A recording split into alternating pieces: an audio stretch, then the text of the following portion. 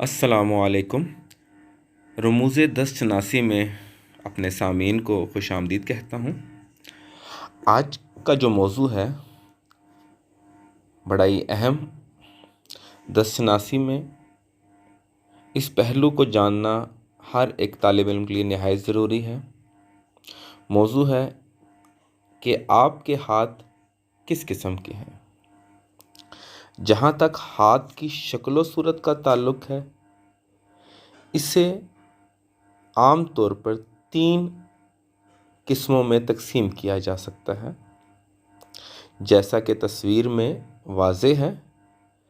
पहले नंबर पर नोकदार हाथ, नंबर 2 की जो तस्वीर वो वाज़े करती है मुरब्बा हाथ को, स्क्वायर हाथ को, और इसी तरह तीसरी तस्वीर जो है वो चिपटा हाथ की तरफ इशारा करती है।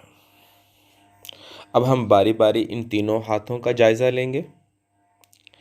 पहला हाथ जो नोकदार हाथ कहलाता है, इसकी बुनियादी निशानी ये है कि इसकी सारी उंगलियों की जड़ों के करीब मोटी और पुरगोश्त होंगी और देखने में यूँ महसूस होगा कि ये बतदरीज गाजर की तरह नुकीली सूरत इख्तियार कर रही।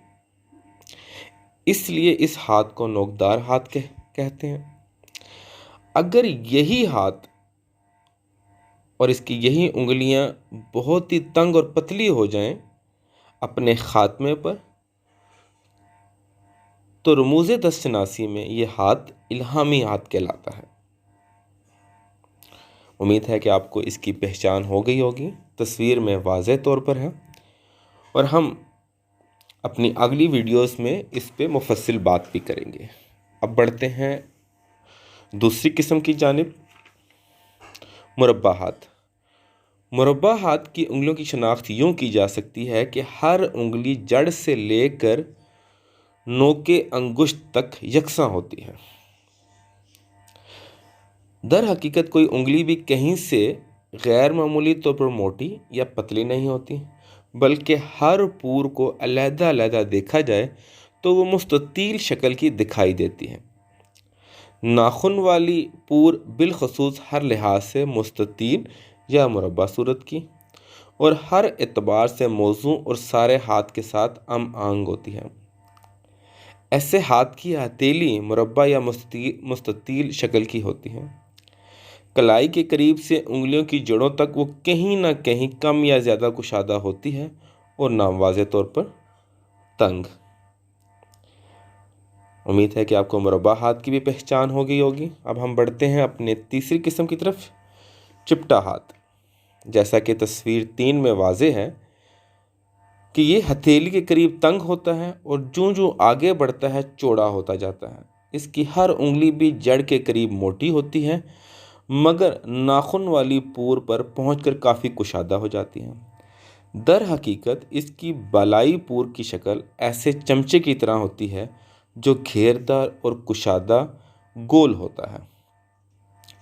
तस्वीर देखेंगे तो आपको वाज़े हो जाएगा। इसके साथ ही हम एक चौथी किस्म की तरफ जाते हैं, मखलूत हाथ। गो इसको 3 इकसाम के बराबर तो नहीं जाना जाता, लेकिन मुशाहिदे में ये बात आई है कि कुछ हाथ ऐसे हैं जिनमें कमो बेश इन तीनों हाथों की जो खुसूसियात शामिल होती हैं। ऐसे हाथ को मखलूत हाथ कहते हैं। ये ना तो खालिस नोकदार और ना ही मुरब्बा होते हैं, ना ही चिपटे होते हैं, बल्कि ऐसा भी होता है कि हथेली मुस्ततील और उंगलियां मुरब्बा और बाकी चिपटी या नोकदार शक्ल की हों। इसी तरह बाज़ हाथों की उंगलियां 3 नोक की होती हैं। यूँ ये हाथ मखलूत हाथ बन जाते हैं। आने वाली वीडियोस में हम इस मखलूत हाथ को भी मुफस्सल तौर पर देखेंगे और इसके बारे में जानने की कोशिश करेंगे।